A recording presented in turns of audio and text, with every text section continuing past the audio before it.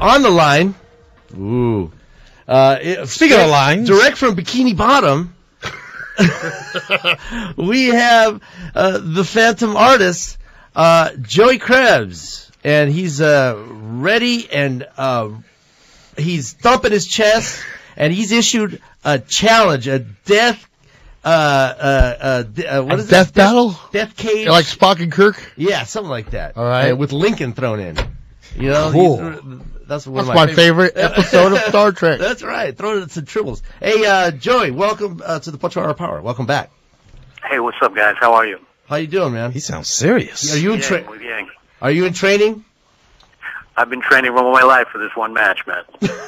Could you tell us, reveal to the audience, who you have issued your death challenge to? Well, you know, Shepard has an incredible publicity machine. Who? Shepard Fairey. Ah, Shepard Fairey. See, I was teasing the audience, so I'm letting you announce Shepard Fairey? Shepard Fairey. Jeff already thinks you could take him. Yeah, last name Fairey? Oh, I got him. Oh, yeah, I got it. Just on the name. Just on the Shepard Fairey. Only Shepard Fairey. So, Shepard Fairey, man, what caused you to issue this challenge?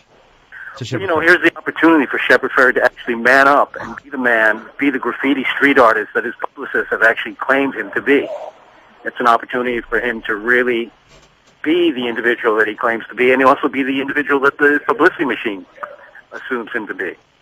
You know, as most people from the radios, they don't have any problems going mano a mano, hand to hand, toe to toe, and fighting for their belief systems, and that's exactly what I'm doing.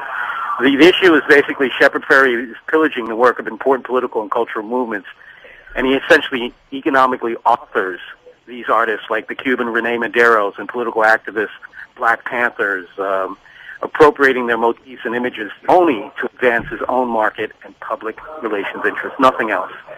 He's basically kind of operating under the umbrella of fair use, hiding under the umbrella of fair use and Creative Commons, when he's actually a wolf in sheep's clothing.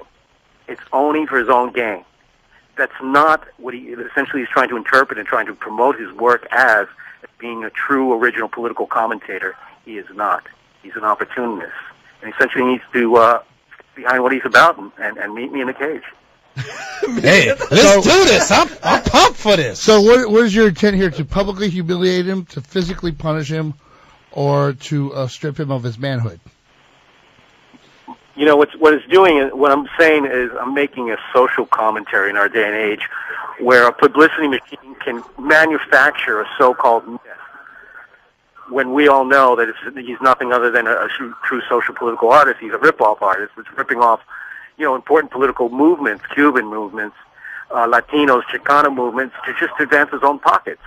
And in a day and age where publicity machines can actually fool the public and convince them that he is the sole graffiti artist representative of that of the true underground voice, I think it's time to take the work into essentially taking them into galleries and constructing cages and saying this is where we need to resolve our differences, our rhetorical conflict, and our discourses in a hand-to-hand combat as the last of the great duels. Now, has Shepard Fairey responded to this, or have you heard anything from his people? What's going on? The opportunity to go out and hand deliver the message. You know, Fairey is dismissive of critique. His thinking is essentially one-dimensional. He employs cut and paste as his artwork. He inveigles against the consumer culture, but his design firm, he works on campaigns such as He Wants It for Sixth Avenue. He wants to represent the street cred of a revolutionary artist and express and identify with freedom fighters and quoting Noam Chomsky, all the while doing guerrilla campaigns for Netscape and Pepsi. Wait a minute, he's got a design firm? That's right. Oh, he's got to go down. This is BS right here.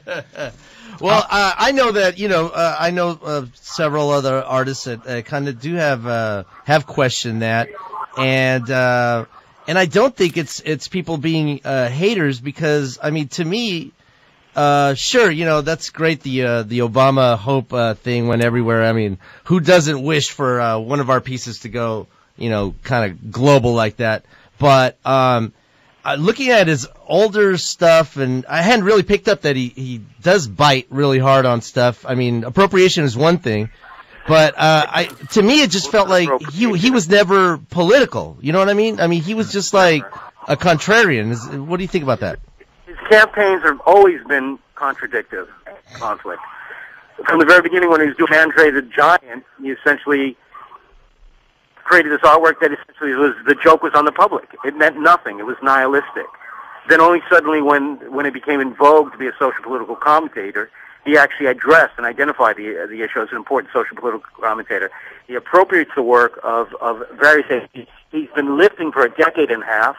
His ICA show has essentially been conjured. They've never essentially addressed that this work, that half of his work has been stolen from appropriation. And it's not only just me.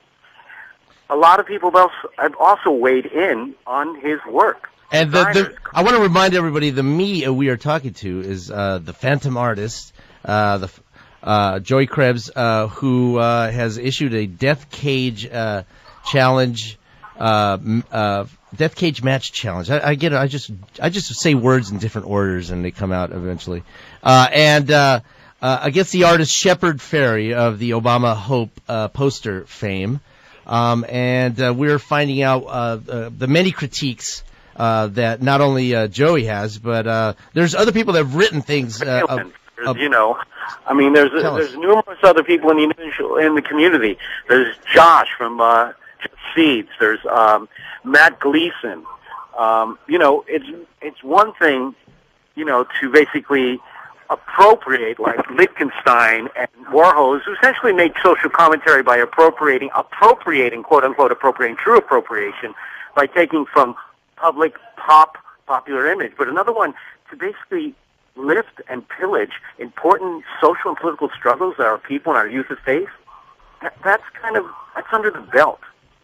Joey, you have a lot to say about this. I mean, you're going to punish this man. I mean, are you going to come at him with karate? You going to do some old Greco-style wrestling with him, or are you just going to hit him with a dictionary? Just old school, baby. What you going to do? Yeah. Well, that also, I'll tell you one thing. I think, finally the art world has become so ambiguous, and so I think it's time that we approach the mixed martial arts and really essentially redefine that and approach it by extending the boundaries and also including the arts as well. Let's go jiu-jitsu, let's go grappling, let's go wrestling, and let's not forget the contemporary arts as well. Let's throw canvas in as well. So Joey, you're going to go Bakersfield Chimp on him, is what you're saying. Bakersfield Chimp.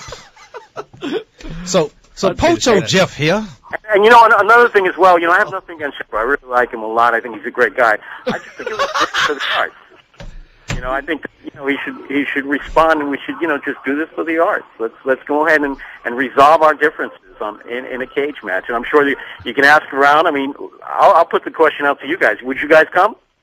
I'd be in the front row. I just want to know exactly, if he does accept, where would this place take place at? We actually have a mixed martial arts organization, an organization that actually does a lot of charitable events, that has taken this as a very serious campaign that they would love, and this is going out through Citizen LA, that actually and a mixed martial arts, a legitimate mixed martial arts that would love to put it on a championship fight. Oh yeah, because I abhor violence, but I love art, so I think I'd be right there in the front row. I love violent art. Seeing what kind of art spills out of you guys. So Joey, Jeffrey here. What do you want the result of this conflict to be? Will a loser leave town? Losers stop painting, or have to pay for Disney for the rest of their lives? What's the result of this death match? Well, let's take a poll. What do you guys think? We have what's the name of that network company out there actually giving Shepard Fairey the true rebel artist of 2009? Well, I challenge that. I challenge you. I say, let's get a group of true graffiti artists, rebel true artists. Let's make them the judges and decide who the true rebel artists are. I like that. We should be part of the judge team. Yeah, we'll get you to be the judge team. The whole thing about this is really fascinating and intriguing. Is essentially the museums, galleries, they all recreate history. They all conjure up, these myths. And I'm challenging that by challenging his manhood.